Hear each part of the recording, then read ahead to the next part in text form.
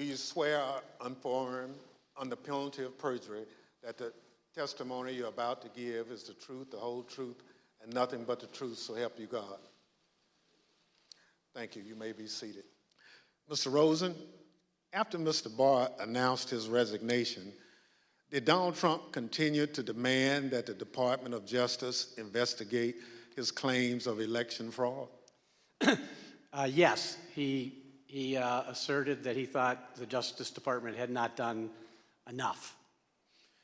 Thank you. From the time you took over from Attorney General Barr until January 3rd, how often did President Trump contact you or the department to push allegations of election fraud?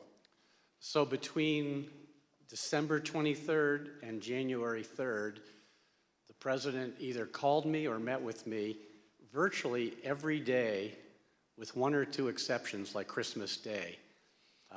And before that, because I had been announced that I would become the acting Attorney General before the date I actually did, the president had asked that Rich Donahue and I go over and meet with him, I believe on December 15th as well.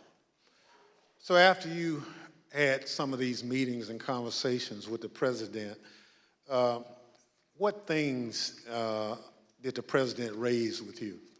So the common element of all of this was the president expressing his dissatisfaction that the Justice Department, in his view, had not done enough to investigate election fraud.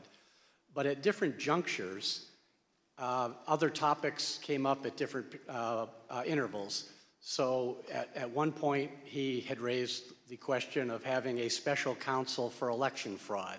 Early on, the president said, "What do I have to lose?"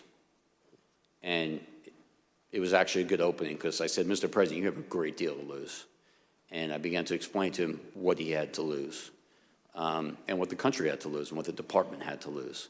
And this was not in anyone's best interest. I thought it was useful to point out to the president that Jeff Clark simply didn't have the skills, the ability, and the experience to run the department.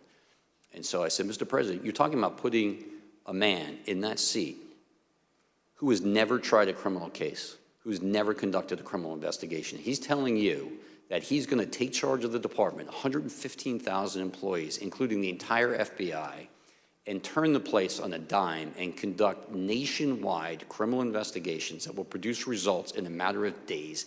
It's impossible, it's absurd, it's not going to happen, and it's going to fail." The bottom line, the most senior leadership of the Justice Department, from Attorney General Bill Barr to Jeff Rosen, his successor and his deputy Rich Donahue, everyone except Jeff Clark, was telling President Trump the very same thing. The conspiracy theories were false. Without objection, the committee stands adjourned.